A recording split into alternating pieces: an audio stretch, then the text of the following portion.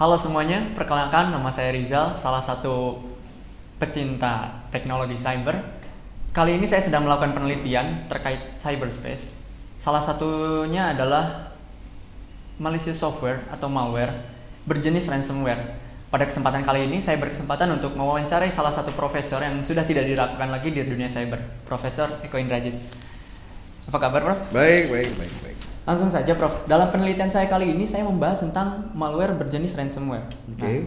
Sebenarnya untuk membuat atau menjalankan ransomware ini keahlian atau kemampuan apa, entah itu software atau bahasa pemrograman yang harus dikuasai oleh si pelaku tersebut. Ya. Ransomware itu kan macam-macam ya. Intinya kan dia menyandera sistem. Ya, sistem. Menyandera sistem itu macam-macam. Bisa mulai saya sandera username passwordnya, bisa saya sandera akses ke sistem itu, bisa saya sandera datanya itu sendiri sehingga nggak bisa dibaca. Layernya macam-macam, ya.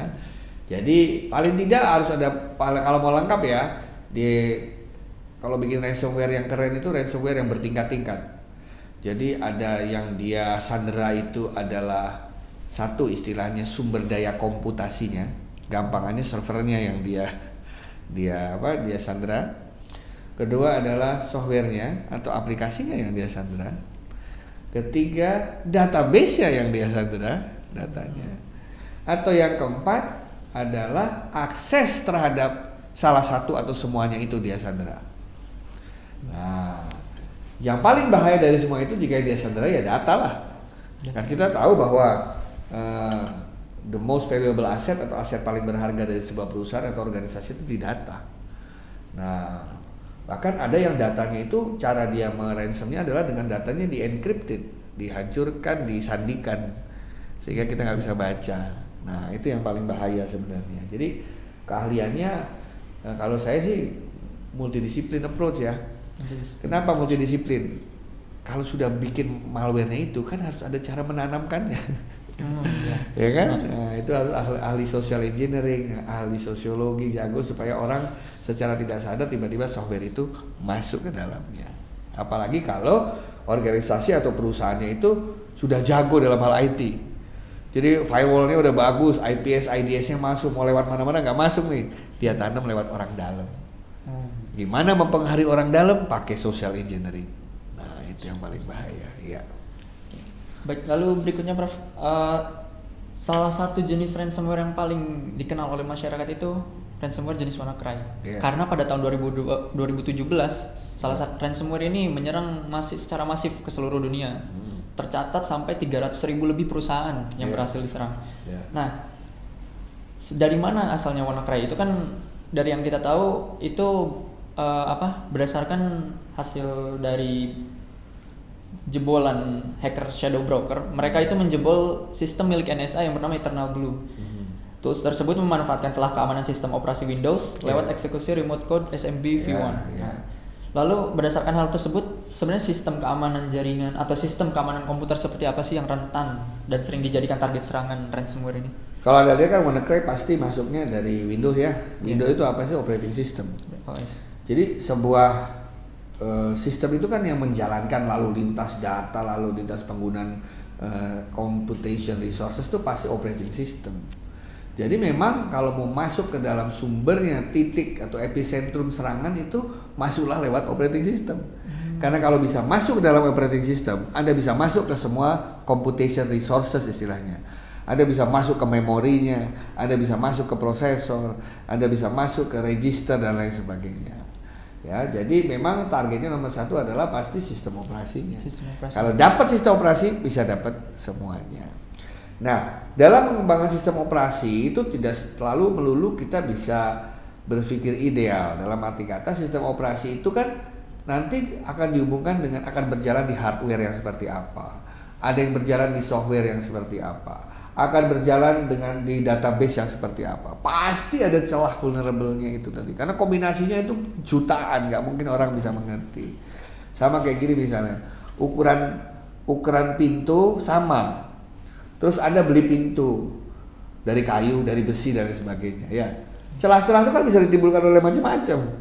Daun pintunya kayu apa besi, ya kan? Kemudian batanya itu bata seperti apa, tebelnya berapa, ya pasti ada celah keamanan. Nah makanya perusahaan besar seperti Microsoft, seperti Oracle, SAP dan lain sebagainya itu pasti punya yang namanya patching day. Patching day. Hari-hari untuk menambal seandainya ditemukan kerawanan-kerawanan baru. Ya, gitu. Nah, artinya apa? Artinya perusahaan harus memiliki SOP untuk selalu mengawasi patching day itu, sehingga pada saat ada patching day atau hari patching, sistem operasi dia selalu ditambal. Seandainya dalam seminggu itu, sebulan itu, atau belakangan itu ditemukan kerawanan baru, updated. Oh iya. Kadang-kadang kalau Anda punya handphone kan tiba-tiba harus updated. Itu biasanya baru menemukan sesuatu kerawanan tuh. Nah kadang-kadang kita nanti aja lah, nanti aja. Nah pas nanti aja itu masuk. Oh itu kesempatan masuk. Iya. Jadi updating itu belum berarti, bukan selalu berarti upgrading, tetapi bisa juga baru ditemukan suatu kelemahan baru. Kelemahan itu bisa vulnerability, bisa error atau apapun juga.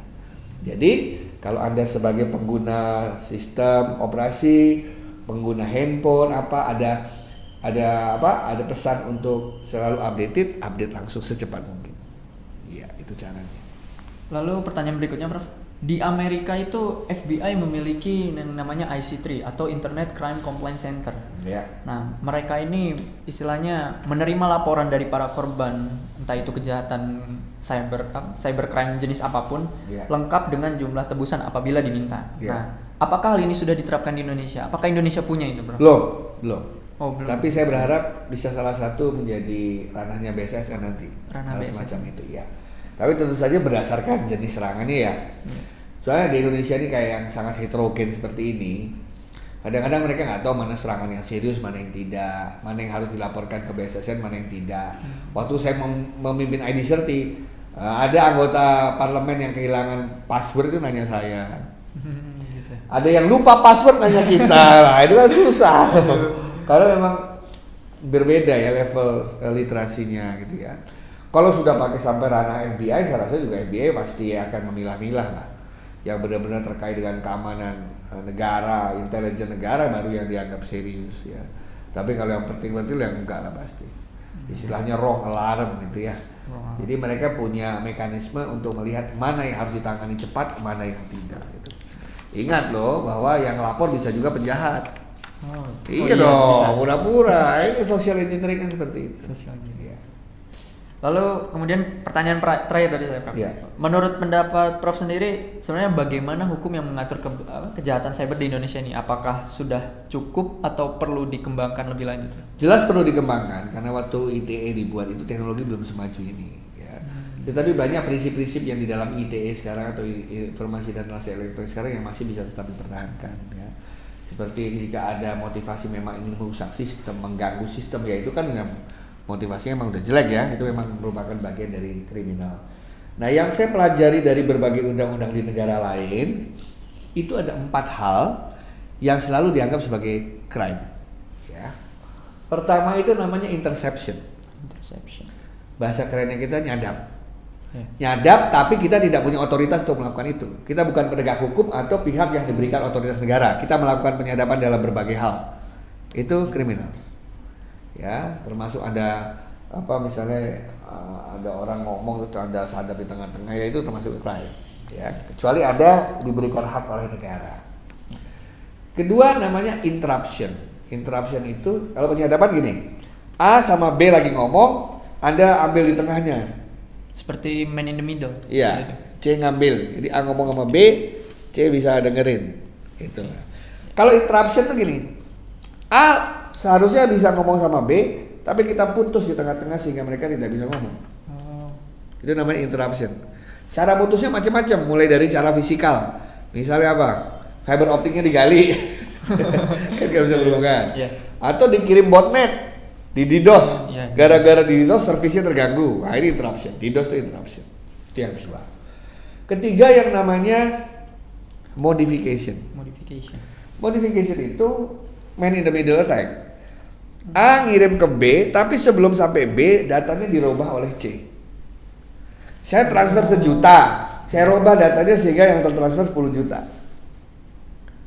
Jadi man in the middle attack, web defacement, merubah web itu termasuk modification. Modification. Ya. Dan yang terakhir yang namanya fabrication. Fabrication. Apa itu fabrication? A ini nggak ngapa-ngapain, tapi B mendapatkan pesan yang ngaku-ngaku dari A. Itu contohnya mama minta pulsa. Oh iya. Mama minta pulsa, terus pura-pura dari orang IT minta username mama password untuk upgrading sistemnya. Padahal dia nggak ngomong, atas nama A dia ngomong. Itu namanya fabrication. Ya, jadi interception, interruption, modification, dan fabrication itu 4 itu biasanya di undang-undang cyber manapun di dunia dianggap sebagai kejahatan. Kejahatan. Iya. Terima kasih Prof. Mungkin itu pertanyaan dari Sama-sama, saya. terima kasih. Mungkin terakhir dari saya, secanggih apapun sistem yang telah dibuat oleh manusia, tetap ada kerawanan yang mungkin terjadi. Maka dari itu, dimanapun Anda berada, tetap waspada dan hati-hati. Sekian, terima kasih. Sampai bertemu lagi.